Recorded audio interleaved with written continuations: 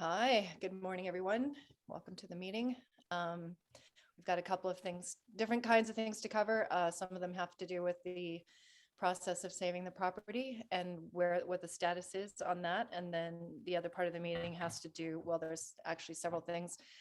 Some of the grants, I'd like to cover the Harmony and see where we are on that and what needs to be done and just get that going. And then also just to do with the NFT, like what needs to happen there, and just an update from Dan maybe, as the definitely developer behind all that. So welcome. Any check-ins we need to do, or how's everybody today? Doing well, doing really well. How's everyone else doing? And who is Brandon? I don't think I've actually met Brandon. Nice. Oh, hi, Hello. Brandon. Nice to meet Hello you. and good morning to everybody. Nice to meet you too, Dan. Yes. Oh, great. Trying to help on the blockchain side. Oh, good. No, Good.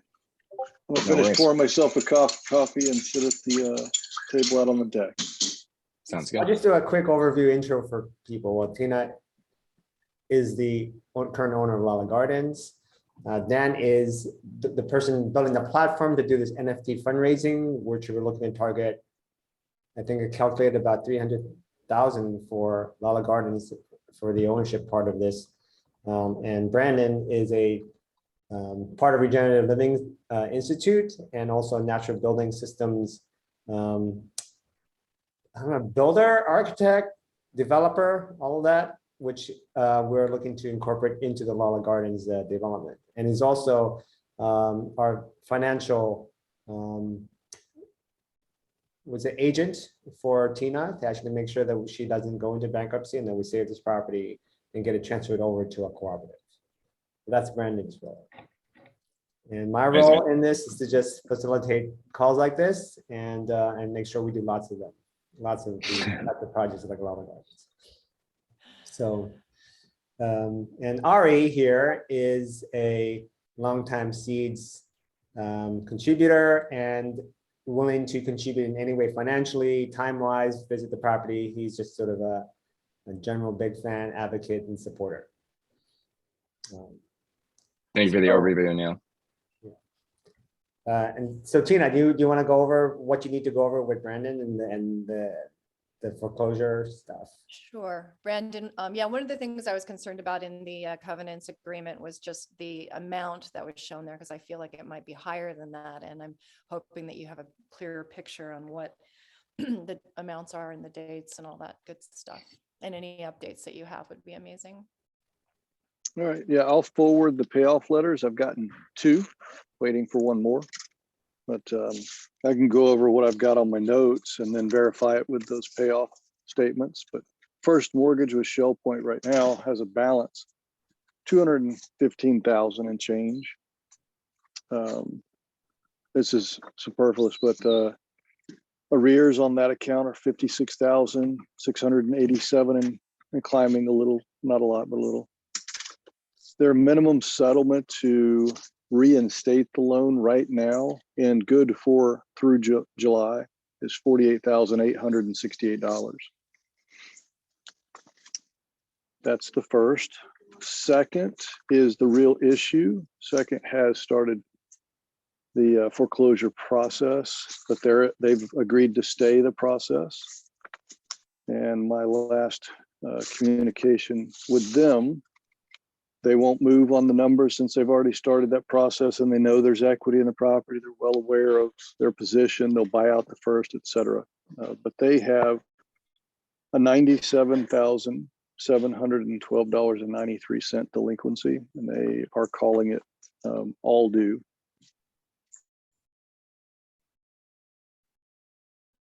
Is that Mosaic?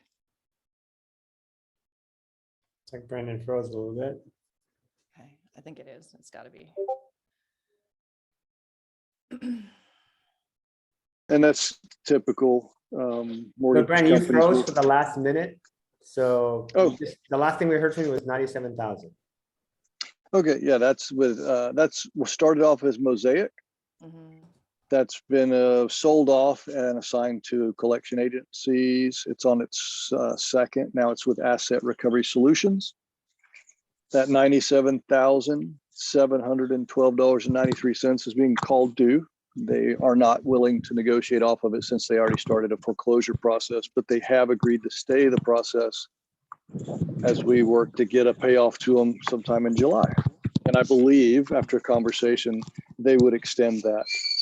But they're the main issue. Good news. That was the good news right there. Yeah. A lot Okay. of times communication and just calm, speak from a third party, the power of the third party really does get them to agree to, okay, we'll see what we can do over the next couple months. The third lien on the property is SPS. Somebody's very noisy. Hi, it's me. Sorry. Okay. The third is SPS Inc. That's $38,000. They're only requiring, after a little conversation, a little bit of looking at the fees and looking at the missed payments and all, they only are now, after a little conversation, down to $2,568.16 to bring it current and allow payments. But $37,402 is the total debt to them. And then we have approximately $15,000, including this year's taxes due, for a total of $356,000 to completely secure the property with one note.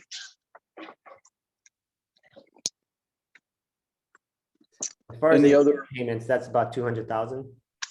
Say that again? As far as the immediate payments needed, that's about 200,000.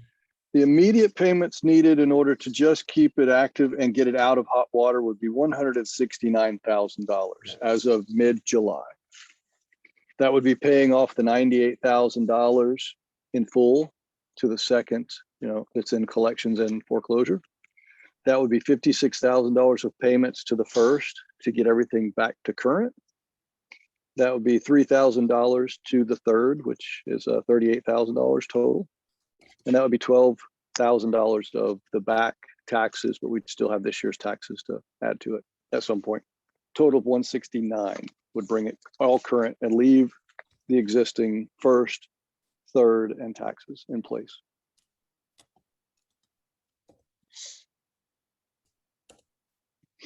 I'll give you a little update on where Leah is, if you'd like. Yes. And this is just from a little conversation. I don't have her notes, so if I misspeak, she'll correct me, I'm certain. But as of right now, she has credit and approved. You're frozen again. Just remember the last words he says so we can get him back to what? Credit and approved. Approved. You're Am I good any at this, better? Neil. Yeah, Brandon, we lost you at credit and approved. Okay, she got great credit. Her pre-approvals and conversations are that she can qualify this, but they're requesting current taxes. So she's been asked to go through and do all of our business taxes and personal taxes, which we weren't planning to do until September. Oh, So it's kind of just one of those wrenches that hits people that are, looking to get financing today. I think we're about to see a slowdown in financing because those kind of requests happened in mid 2007. Yeah. And just all these little steps are starting to happen that lead up to the banks really slowing down the markets. Right. Yeah. So what do you think? Well, I think I'll let Leah address more on that after she has some more details to give you, but I don't think it's a bad thing. We have talked to them about two different things, doing it as a personal purchase, primary or secondary residence. We've also considered doing a commercial loan, which requires 20% down. And that's doable. If we did the 20% down at a $450,000 purchase, that would leave about $80,000 to service the loan. And we discussed what to do with that at the close before the closing table. but that would require $90,000 down.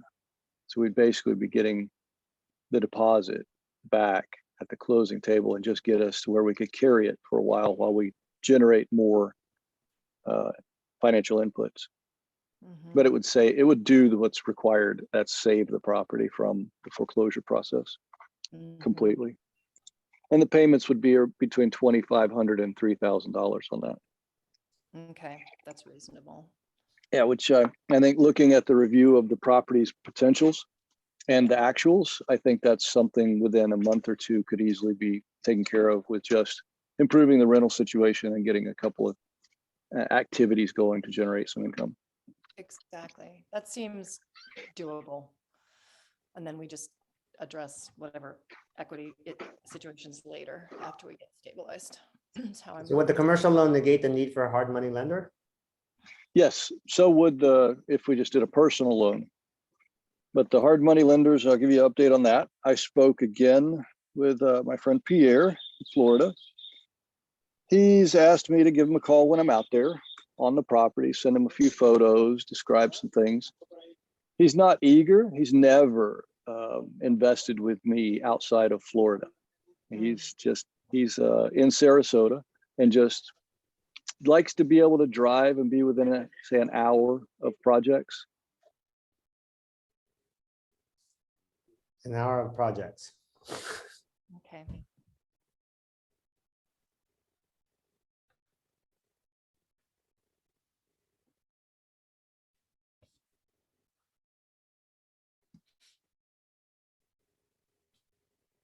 Do we want to move to a different? Did I freeze up? Yeah. Move on to, what was the last things Brandon said? I just joked and said I told him it'd only take him a couple minutes to get online and visit the project that way, virtually. But You said he had never been out of Florida or wasn't. yeah, he doesn't. Florida. Oh, he's lived in 23 different countries. Yeah. And worked all over the world, but his project, Right. base, he doesn't like to be more than an hour from his home when he invests in something, so he can visit it, he can interact with it. He's a really personable guy. So He's hands-on. yeah, he loves, and he's a great guy. He's just one of them. So what's the likelihood of him? I would say less than 50%. Simply, he went through his current investments and he's buying a villa there near the beach. And he just is like, right now the timing's bad. I said, the timing's always bad. But Yeah. we said. Okay.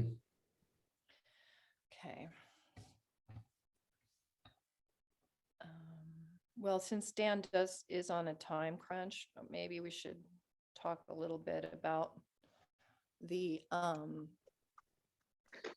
Brandon, are you okay with us moving to talk about, or do you have any wrap-ups or? I do have one or two more things. Yeah, I mean, this is pretty urgent, Tina. This is really urgent. This is like we need. No, I'm fine, Neil. I'm Totally, just trying to accommodate totally. everybody. I'm not trying to be a brat. I'm just trying to accommodate I everybody. think the hard money is more important than what we're trying to put together on regen. Regen is almost look at it as a second source, and I think Neil's completely right. You want to make impact. You gotta focus on real money right now. Yeah, and I had a nice conversation and a walk with Leah last night. She started not feeling great, but not about this, just physically not feeling great last night. While we were talking about it, we started talking through why we're feeling as though we're being pushed to do conventional and then convert to cooperative. And I just started thinking through it and said, well, that story is much more digestible by the majority of people who would look into this. It would seem kind of magic if we just showed up with $500,000, saved the property and turned it into cooperative. But to go through a system that exists and then change it to something that we're creating would be a roadmap that anybody can follow. And maybe I'm just trying to justify why we're having to go this route, but it made sense to me when I looked at it that way. If it goes that way, great. If we get a magic donation or something happens that allows us to do it quickly, then that's good too. But yeah. One other of my hard money investors, he's took completely out. Yeah. He's southeast only, won't go across the Mississippi, won't go north of what he says the Mason-Dixon line. So, well, I didn't quite fully understand the part about like the last thing you shared about why we're doing it this way. What was the conflict? So I was questioning why so much, let's say, forces are kind of just pushing us more towards getting this saved. I keep using the word saved, but financially secured through conventional means, rather than just showing up with $500,000 and saving, securing the property. Yeah. And I tried to look at it in the future, like let's say 6 months down the road, a year down the road, a month after we're smoothly running. And if we're describing this to someone, anyone out there, the average Joe or just anybody, they would most likely be able to wrap their heads around, oh, so you came in, you used the current conventional system to secure it. Then you were able to take your time and create a cooperative and transition it over. And that seems more mentally digestible to the majority of people we'll be talking to. Yeah, of course.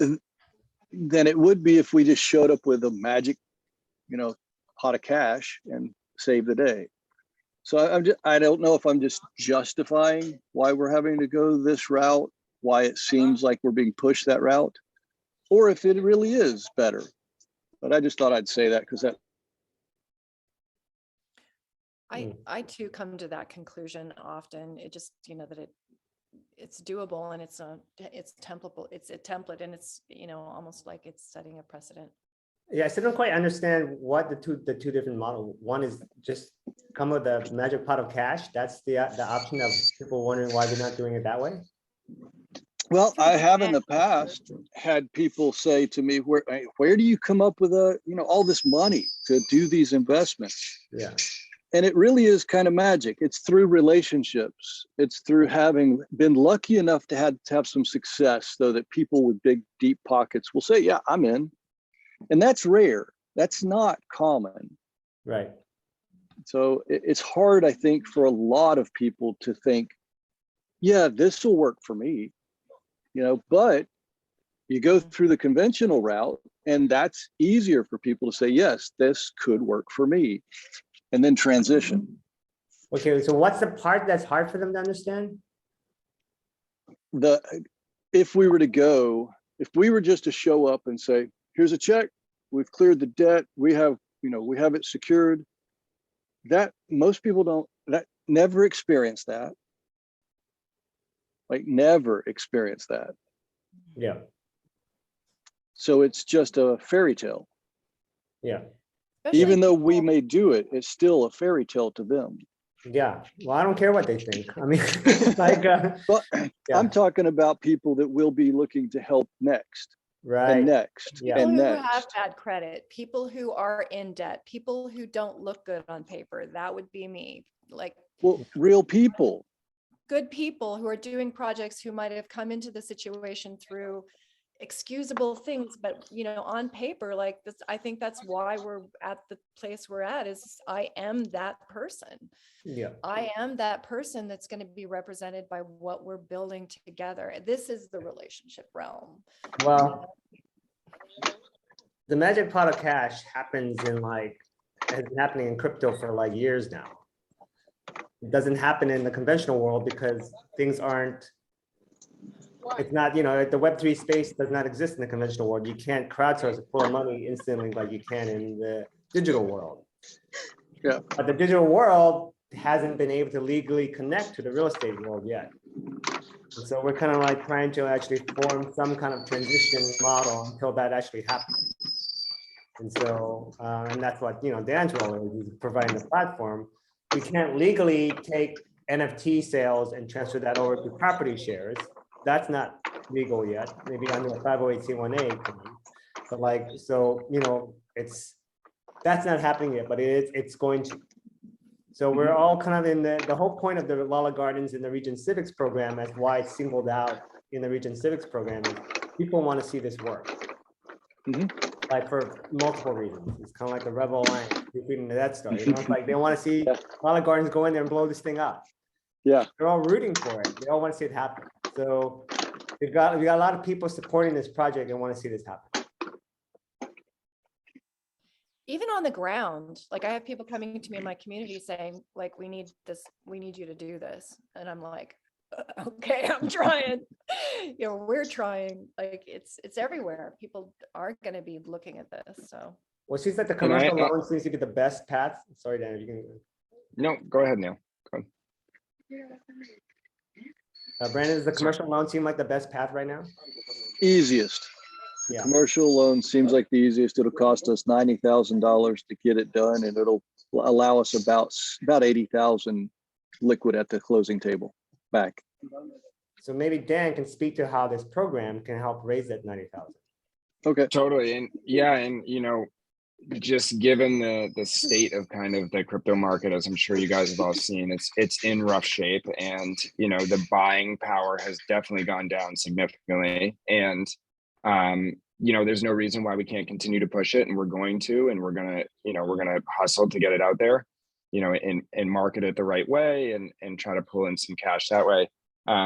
You know, I guess I had almost just a kind of a slightly bigger question for maybe you, Christina. And I feel like, you know, maybe I've been focused so hard on the, you know, trying to get your project up and running that I've kind of, you know, missed some of the business questions. But, you know, are you, you know, like, are you, like, I guess, what are the ways in which LaLa Gardens generates revenue?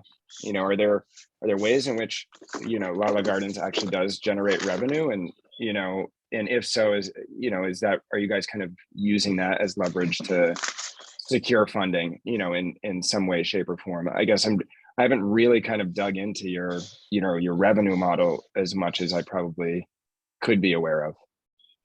yeah, and it's an excellent question. And it's something that, so it's part of the story, right? I was primarily a cannabis grower since 2007. And I lost my income, and I lost my warehouse, and I lost a lot of things. And that kind of, even trying to bring it home, it just, the market fell out of cannabis, and that was a done deal. But meanwhile, I had been training as a natural farmer. So I have been showing over the last year income streams that have to do with natural farming. It is sort of the golden, it's the nugget of thing that is about LaLa Gardens, that will be the thing that emerges through education platforms and through everything else. But that's also in transition. So I am not at a place where I'm producing a lot of revenue right now, although that is going to change immediately. And I'm actively putting curriculum together, which is one of the reasons why I was looking for an educational platform other than a Web2 solution, so that I can start putting together the educational platforms. And I am an instructor, and I got $8,000 to teach a class in South Dakota. I've taught another one before that. So I've got a proven track record as far as being able to generate. I just need to be able to focus on it and have tools that are going to allow me to do it in a way that's cohesive with this new vision that we're bringing, this cooperative vision. So yeah, it's not. And then there's also this property, just the way it's built, can be a revenue generator, or it can be stabilized, and then we can stack functions on top of that. So even if it's just acting as a rental, and I have proven that, so I can cover the base costs that we're talking about, especially if they're at a $2,500 to $3,000. I mean, that can be covered, and then whatever we build on that is going to be basically what we're going to be doing as a community. Okay, awesome. And do you have this modeled out at all, or do you have kind of your revenue sources listed? Or because I feel like even a financial model to even proving, and again, we can dig.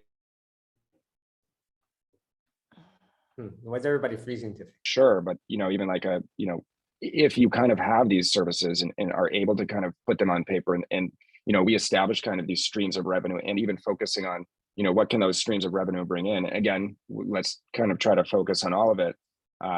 You know, and we, like I said, we can market the regen garden stuff, but almost as immediate.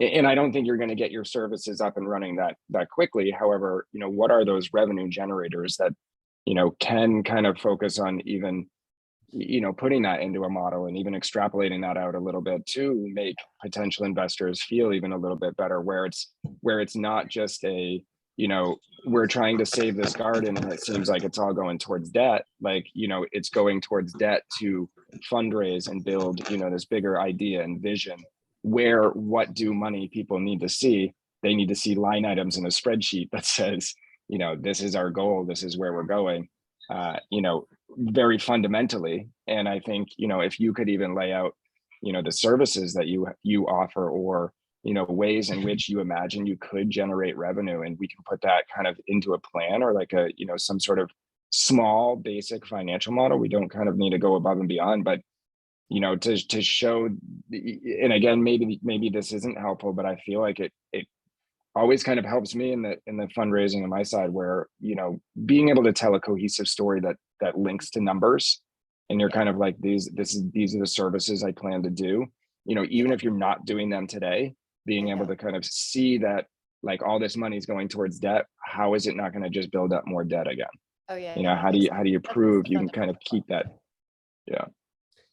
So, Dan, what you're talking about is business plan 101. I mean, like, that's actually where you start. And so where it is right now is it's got 1,500 in rent, and with an estimate between 50 and 100 grand, I'm guessing she can double her rent to 3 grand. So that's one way to actually generate revenue.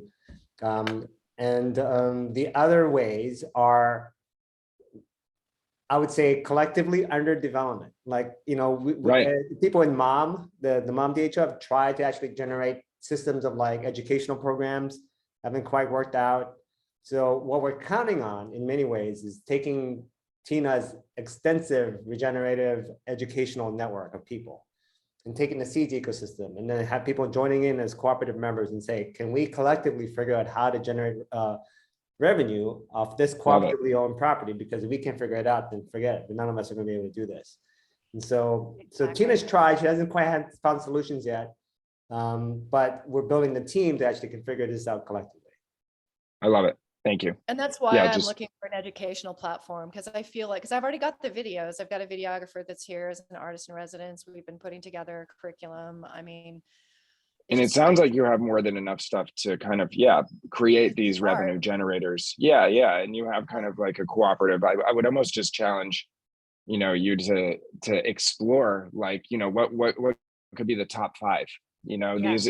Education's a big one. And in my opinion, you can create such an easy educational platform that's membership gated, where, like, first step, okay, we got content, we got education covered, and like education kind of builds everything. If people find you as a source of knowledge in this space, then almost your other services will thrive as a result of it. Yeah. Exactly. And I've even got a line of food I've got a line of products. I've got inventory. I think I took inventory, and I've got probably $14,000 in inventory just sitting here, because I don't have, because it's like, all right, what? Etsy, eBay, farmers markets, like CSAs, like it's all, but I think strategic. Right now. So it's like, it's got to be totally.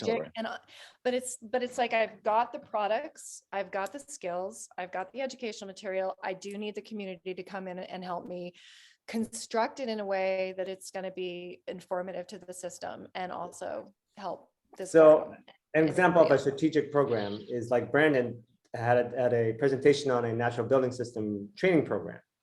So, LaLa Gardens, the buildings need to be renovated. And if we transform them into more of a natural building system, Brandon can do an on-site training program where you learn about natural building systems on a localized property, which I don't know, you really can't get that in the US. So how can we extend that to the regenerative garden? How can we extend that to like building? I don't even know what a wapini is, but that's been brought up so many times.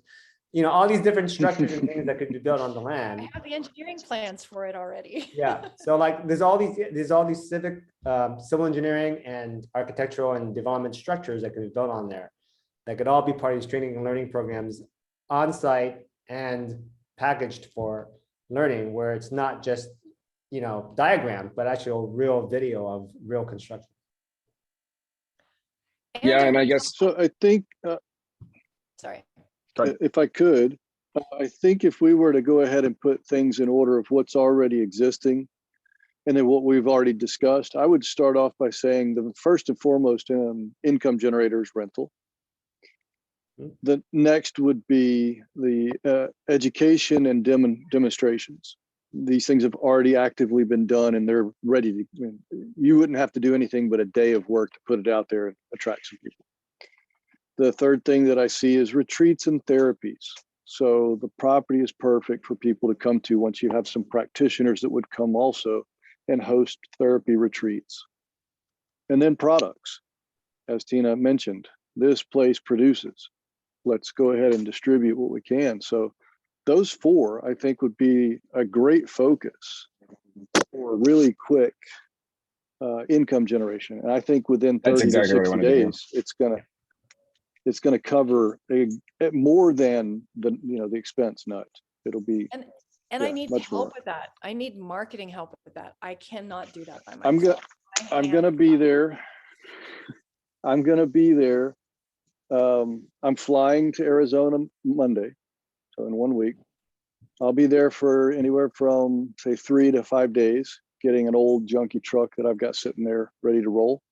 Then I'll be driving up there to see you, and we'll brainstorm, and we'll make some phone calls, and we'll Zoom with a few people, and I'll probably sit in the garden and commune for a little while and talk to the land and come back with some crazy ideas and some grounded ideas, and we'll get this thing moving forward. So Yeah, and Tina, Yeah. you don't have to use I need to learn all this anymore. It's going to be we, right? Right, It's we. like, you don't have to worry about doing everything yourself anymore. Yay. I'm going to take that Yeah, list of 4 things that Brandon wrote. I'm going to put it on the wiki and the project pages and say these are our 4 revenue. Until we Yeah. come up with something else, I'm just going to put that as what we have as a lead right now. I think inside those 4 categories, rental, education and demonstrations, retreats and therapies, products.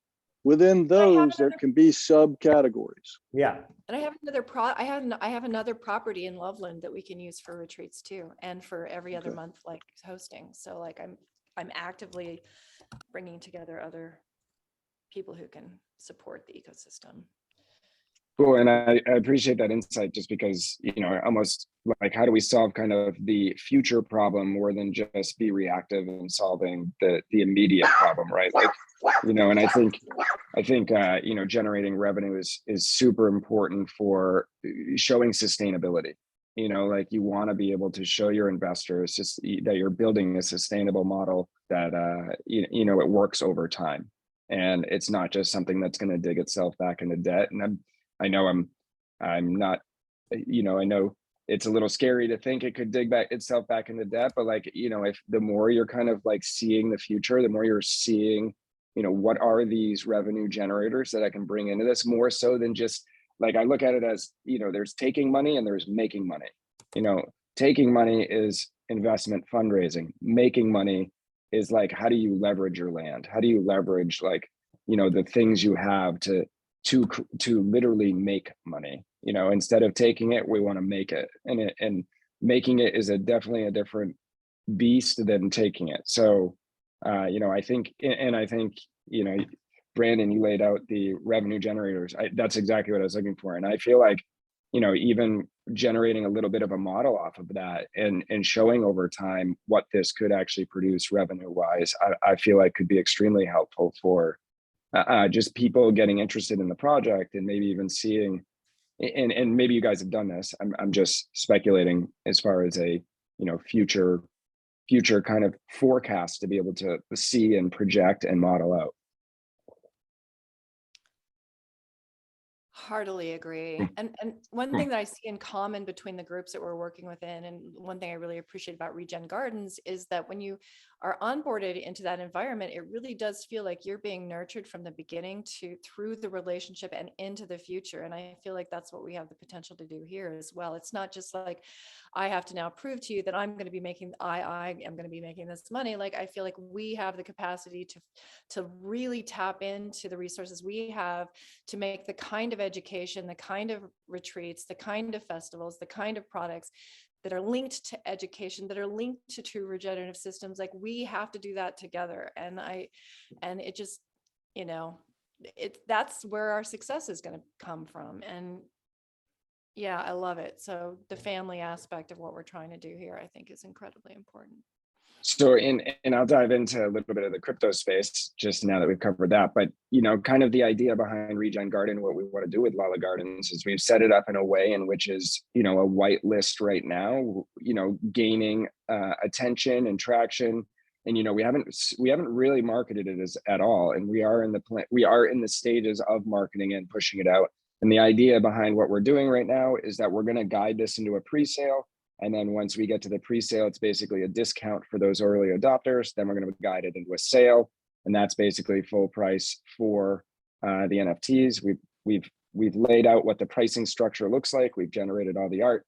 We're actually just, strategically being patient, dropping this because we want to build hype around it first. If we want to capitalize on this market, we have to play it a little bit. And the way to play it is really to walk it into kind of these bigger events that come up, so that establishing the pre-sale, we only really do that once we've sold out the whitelist, so we see that we have a big community behind it, we see that we have the people, we see that we have the support. We don't just go and drop this and then all of a sudden 7 people sign up and give a couple $100 each, and you're kind of like, well, that was a fart in the wind. And we want to be strategic that when we drop this, we have a lot of eyes on it. And then when the pre-sale opens up, you can, if you have the right amount of eyes on it, it gives it a lot of life at that point. And then basically the idea is that now you have even more new people coming in being like, did I miss the whitelist? Can I get on the pre-sale? And you say no. You literally tell them no. You can get involved in the sale. And now now you start to even build this other hype window that then kind of grows and grows and grows. And then you can and then you basically determine when to establish the sale. You open the sale, and then you kind of continue to market it and push it. But it is very much so a staged approach. And if we don't kind of go at it in a very strategic staged approach, then it does not have kind of as big of an impact. Like if you're trying to raise in the sales stage for 6 to 8 months, you get questioned and the validity of the project. And we want to try to create a scenario in which money can flow in quickly and kind of ride that to a sellout. And the benefit of Christina's project is a lot of this infrastructure is grounded to real world things that we can kind of reflect back into the crypto community and really show them what we've done and what we're building, and show the progress. They will. I mean, not many projects are kind of grounding ideas into the physical space. A lot of them, or if they do, it's events and parties and kind of shit that doesn't matter. And I feel like the community is really looking for these types of projects that have a backbone, that have an established team that is willing to put their face on the project and even commit to getting it done. So I think there's a lot of benefits to the project being put onto a platform like this. I think we're just in a stage in which we've hit it really at a rough time in the crypto space, just as far as the markets. And again, it's not just crypto, everything is struggling. We just want to be careful not to kind of launch and not kind of get the impact we're looking for. So kind of to give a clearer window, we're in whitelist right now. We try to give out 1,000 whitelist tokens. That allows those people to basically mint in the pre-sale. The pre-sale is a discounted price on the sale. And then once we're done in our pre-sale phase, we basically open up the sale phase. And in each one of those, you're hyping the next one. And then basically trying to build these walls of anticipation up against it. And then you basically open it and then get as much sales as you can, continue to push it marketing, do the same thing with the sale, and then do marketing as well. Oh, and let me, if I can recap it for Brandon, and then just for myself as well. So there's 5,000 of these collectible LaLa Gardens. Just think of it as 5,000 collectible LaLa Gardens cards, each of them entirely unique. The first 1,000 sell for $100 each. Once that sells out, the next 4,000 sell for $150 each, and 42% of each sale goes towards paying down the purchase price of the property. So that comes out to, I can't remember, like 290 something or $1,000. So that's how this is shaping up. The one thing I want to add is I have never, the only wallet I have in crypto is the Seeds wallet.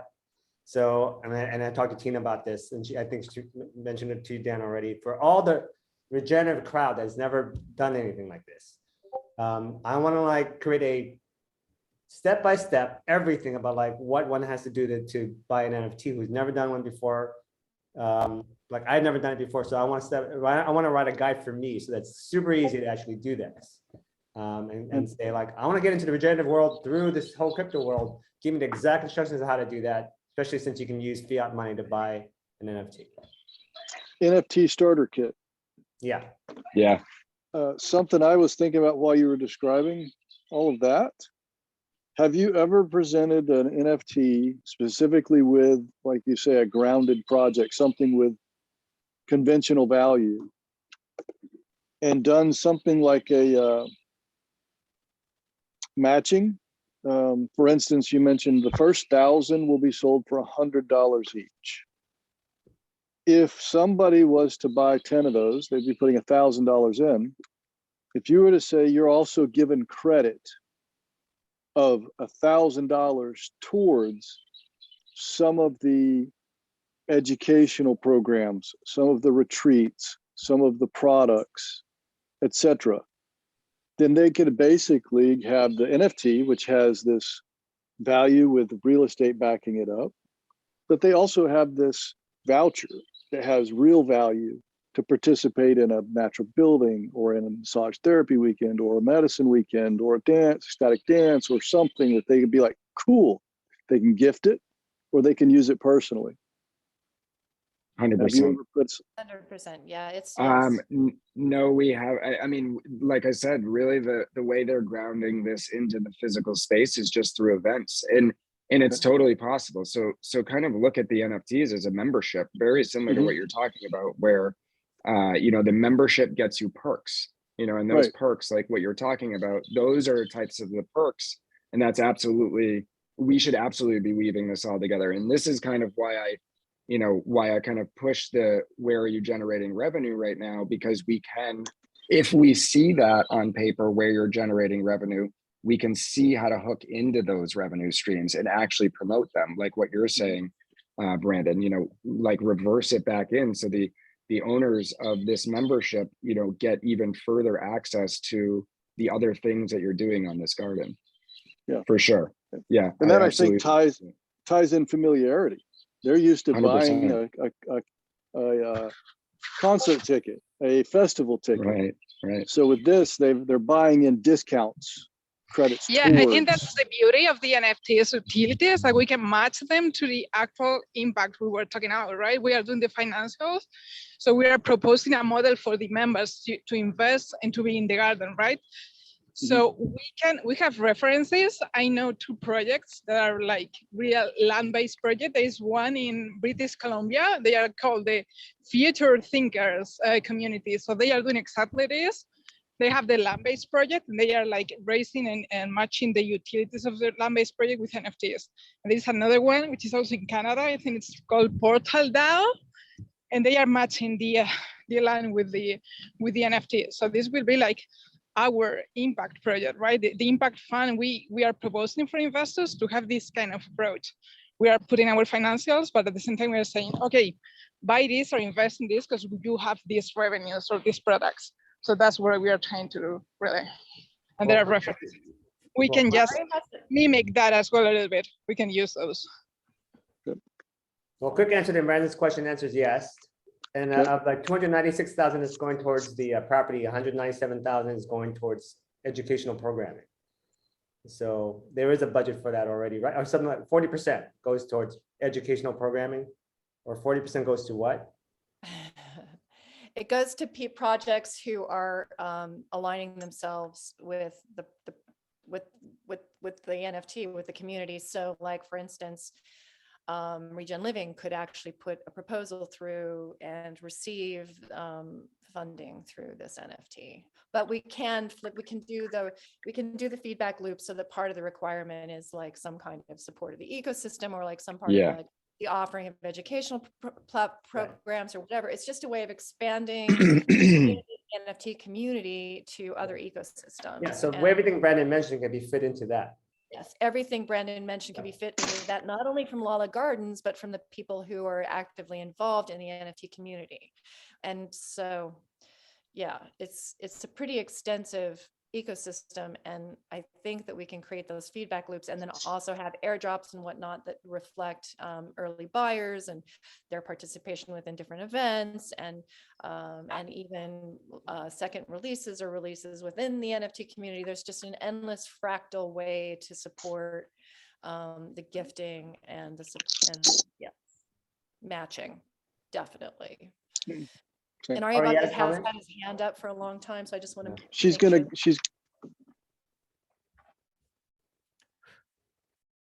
Sorry, did you Thanks about that. Thanks, Bettina.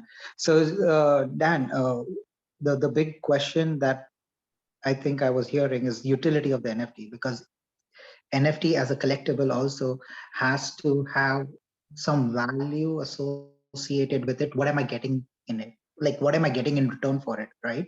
And one of the most proven like example is the Degen Academy. Are you familiar with that project, Degen Academy?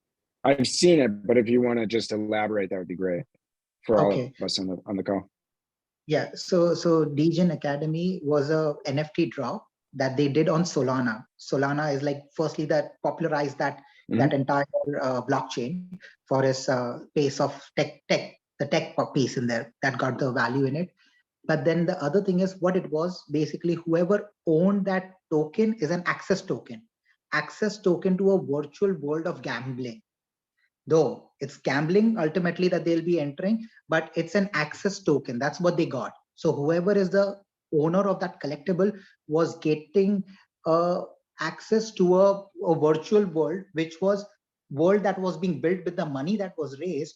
And that virtual world was nothing but going to be, what do you say, a gambling casino kind of a, like gaming kind of a thing. And those who are having the access token can use Web 3.0 kind of a tech to get access to it. So that was the idea, right? As an access token. And that is why 100%. So and that's kind of what that is, how it's designed. That is in essence how it's designed. we absolutely want to set it up as an access token. And like, really the way we should think about this is it's a membership, right? You're a member, you're an owner of this thing. And yeah, the access specifically, you know, being able to tie kind of access and rewards to it, for sure. I like that a lot. So now the question is right now, this is again, firstly, am I steering the ship from NFT conversation to back to something immediate that we got to figure out the financial? Is that something I can do right now or no? Okay, so I think I'll just take the silence as yes, I can take that steering. So steering back to the financial, yesterday I spoke to Neil. I don't know whether Neil got a chance to speak to Brandon and others on the call. So I just wanted to like come out clean that definitely that I'm getting my cold feet, not seeing the picture ahead, what happens next, because it's like, I get the spirit of figuring it out later. We'll come together, we'll figure it out. But I'm like, I am like, oh my God. So there are some basic, like what do you say? It's like, I'm putting my savings on the line without my wife getting on board completely. And it's like, I can't work with that level of uncertainty, just to let you all know. So I just wanted to be upfront over here, Brandon. So. And what would, Sure. And what would make you feel more comfortable as far as the, sorry, you can jump in, Brandon, shortly, but what would make you feel more comfortable? Just so we're kind of all on the same page as far as, you know, comfortability is, you know, from your investor perspective. My comfort level lies in what do you say, someone who understands what risk they are taking and reaps the benefit. That is what I would like someone who is taking on the risk, understands what risk that they are taking. I from a very high level, I understand that this is like, it's not that of a risk, but this is not my appetite to like really like understand everything, and like the way the due diligence Brandon is doing with figuring it out, other things. Then you ask them what.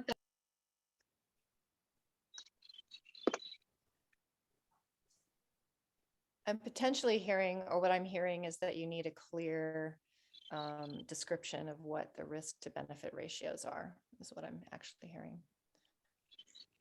I could address that for a minute,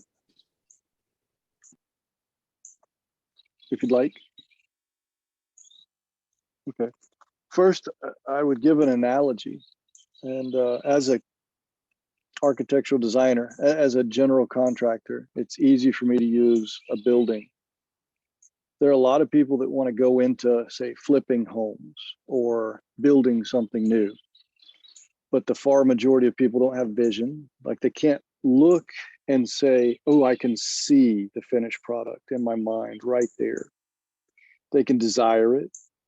But what they really are desiring is the feeling of being in it, the feeling of the completion, not the actual structure. Understanding the foundation, understanding the framing, understanding all the parts and pieces, the trim, the finishes, the colors, the textures. They don't have to understand that to enjoy it when it's done. So when I've had people that have come into potentials and they say, I need to know as much as you can tell me. I go, well, we don't have 30 years. We don't even have 2 years. We have me saying, I've walked the path and I know what it feels like on the other side. And for you, as the one that doesn't know, it really is a leap of faith. And once you do it once and experience it, then you decide if you do it again and again. So for someone who's timid, I would say, do you know how to build a house? The answer is most often, like far majority, no. Do you know how to enjoy a house, a home? Yes. So relax, watch, enjoy the process as you watch it, maybe learn a few things along the way, but know that a home is coming for you to enjoy. You don't have to know all the details, especially not in a short period of time, to enjoy the home. Yeah, and I feel that's so important. It has to go into the narrative of this like impact proposal for all the members. Like you come here to build this together. And that's part of the education, that's part of the investment, and that's part of being part of the community, right? Because you're not there only to be an investor member, you're there to build the things alongside others. So I feel like that's the beautiful thing in the impact proposal. We have to, yes, one Eddie, you're getting a lot of static. Maybe you can speak closer to your microphone.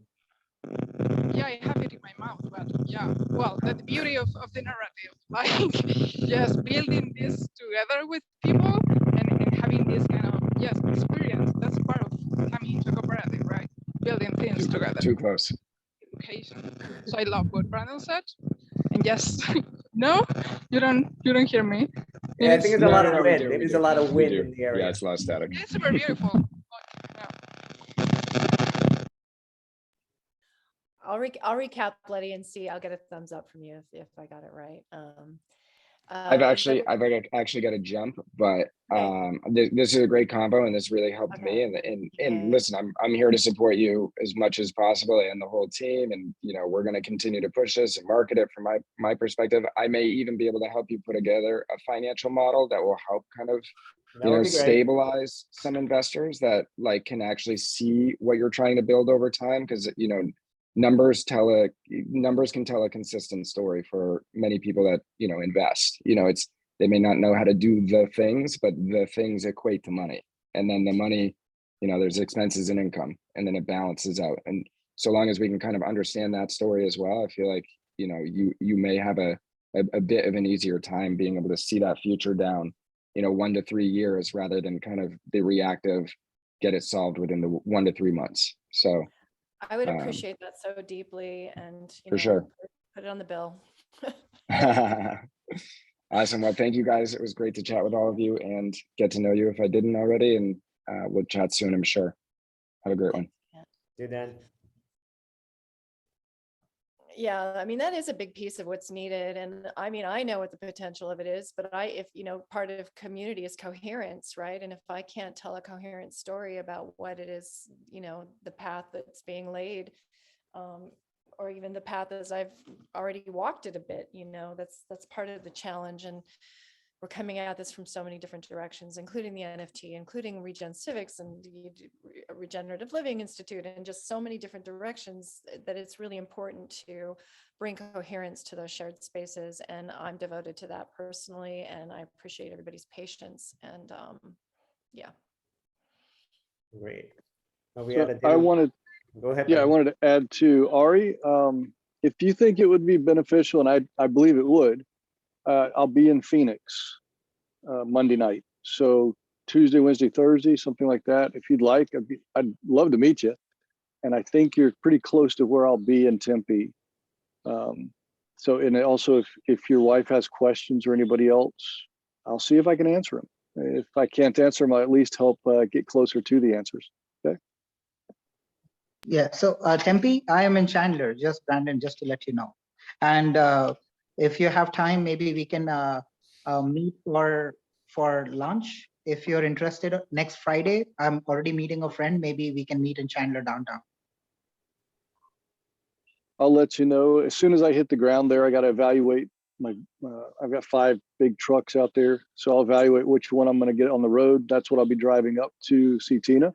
And hopefully, if things work out, my family will be joining me. So I'll let you know as soon as I know, and we'll work it out. We'll meet up somehow, somewhere, and have a face-to-face. Perfect. Awesome. Yeah. Take care. Thank you, Ari. Thank you, Brandon. Tina, you want to close? I think we're there. Yeah, I think we're there.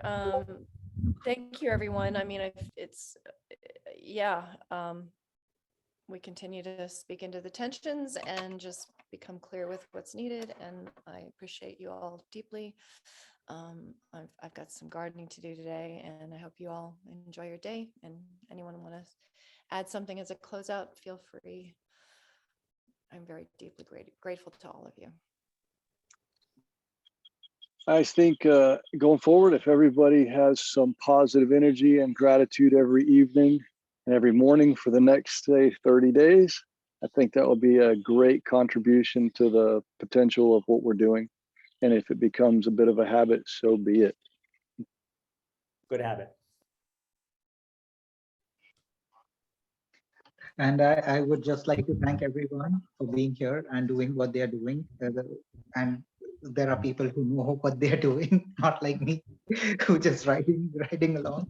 So I am deeply appreciative of that. And one more thing, just want to, on the property in downtown, finally I got my chip drop yesterday evening, and now in the morning I was just like breaking it, spreading it, and I have to be at it, just try to work on the soil over there. So Brandon, I'm looking forward to you coming down to Chandler downtown so that we can in person have a physical tour of the home that you can see that build.